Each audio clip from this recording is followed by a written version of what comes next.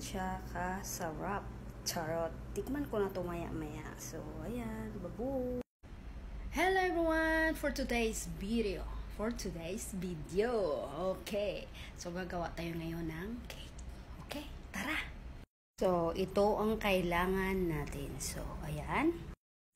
Kailangan natin ng 3 egg, ng vanilla, ayan, 1 cup sugar, half cup oil, 1 cup milk fresh, 1 spoon baking powder, 2 cup flour or harina. Yan na naman tayo sa flour na yan eh. Kung may ganito kayo, mas maganda. Pero nasanayan ko dito gumamit sa basong to eh.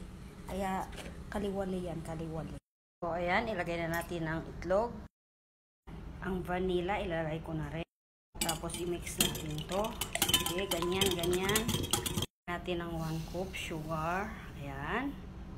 Cup oil. Ayan, ilagay na natin. Cup fresh milk. Ayan. Mix natin ulit. Ganyan. Kung may mixture kayo, gamitin nyo. 1 spoon baking powder. Ayan. Mix natin ulit. Ayan. Ngayon, ilagay natin ang dahan-dahan ang ating harina. Ayan. Dahan-dahan muna. Tapos, ganyan ulit. Ilagay natin ulit. Ayan. O, ayan na guys. O, ready na yan. Ito na yung Pyrex. Ilagyan ko siya ng mantika. Ayan. O, ayan. Ilagay na natin sa Pyrex. Ayan.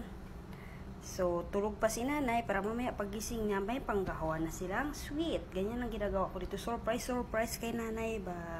Lagi kong ginagawa to. Nakita ko lang to dito sa Facebook eh. Kaya, itry natin kung magandang. So, ayan na. Ilagay na natin sa oven. So, ayan. Ilagay natin sa oven ng 45 minutes. 45 minutes. So, ayan. Luto na ang ating cake. So, ayan. Luto na ang ating cake. Ngayon, dadako tayo sa ating ilalagay sa taas dito. So, ayan ang kailangan natin.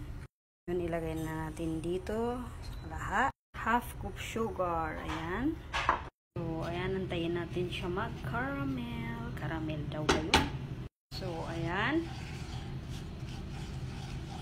So, ayan. Ilalagay na natin ang butter. 1 spoon yan na butter.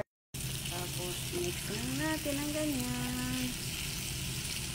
Lagay din tayo ng cooking cream. Ayan.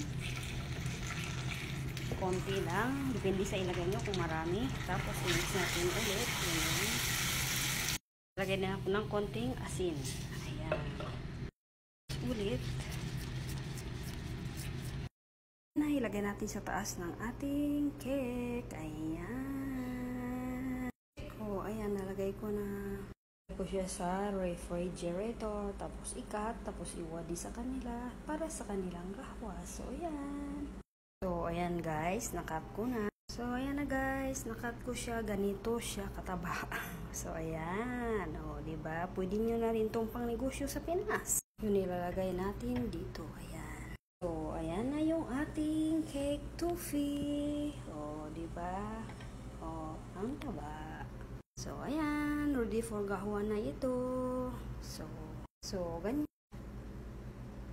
So, ayan na guys. Ready for gahuan ni nanay at saka ni tatay ng buong pamilya nila. So, ayan. Iwawali ko na.